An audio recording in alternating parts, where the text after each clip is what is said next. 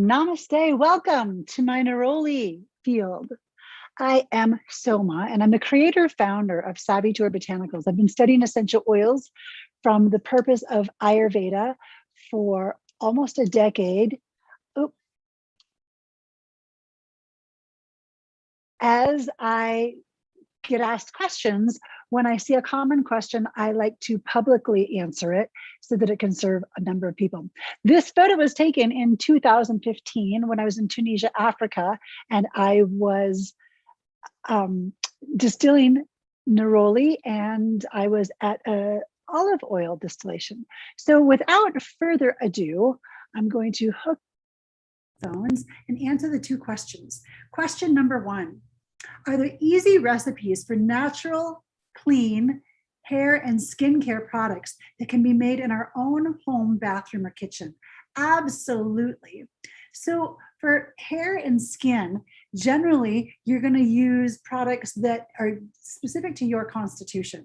So I might have drier skin, and I'm older, the age of 52, and I am living up at altitude in Colorado. So what I would use might be very, very different than somebody who's 23 and supercharged in life and living in a humid environment and has maybe oily skin. So please keep that in mind. So when we're looking at hair care, it's a really simple background of jojoba and argan oil. These are fantastic oils to use in the scalp. If I'm going to make a 15 milliliter bottle, I would have 2/3 of it be jojoba and the last third be argan oil. I also have some Ayurvedic hair herbs that I could put in there. You can see me or ask other questions later on another time. Then I would put in the essential oils of patchouli, rosemary, verbena, and jasmine, probably a dawn blooming rather than night blooming. The patchouli is great for the scalp, as is the rosemary verbena. And I would prefer you to use a rosemary verbena over a rosemary senile, because the camphor content in the senile isn't going to be as healthy for the actual scalp. But the verbena, it's a little grassier, it's grown at sea level versus altitude, much, much better. If you're not a fan of patchouli, you could use vetiver. You could also use a clary sage.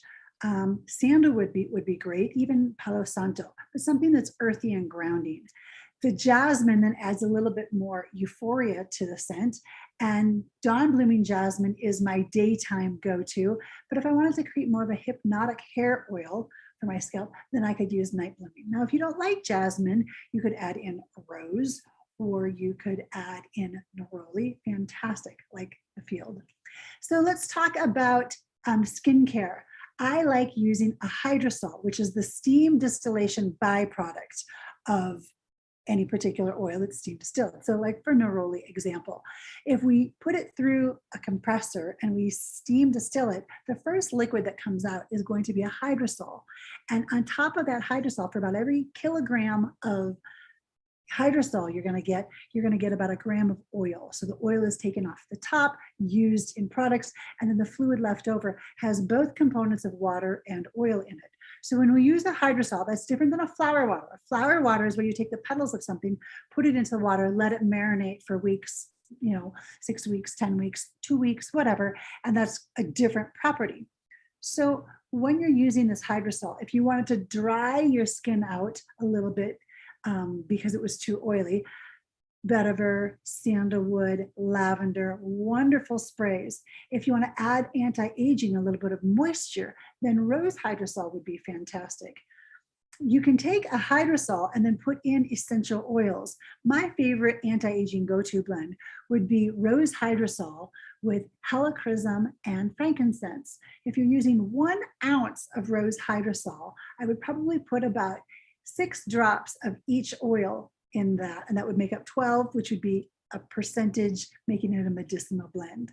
If you had drying skin, or if you wanted to dry the skin out, you had oily skin, you might use a sandalwood or frankincense hydrosol, and then put in oils like blue tansy and lavender and helichrysum to help remove some of the excess oil.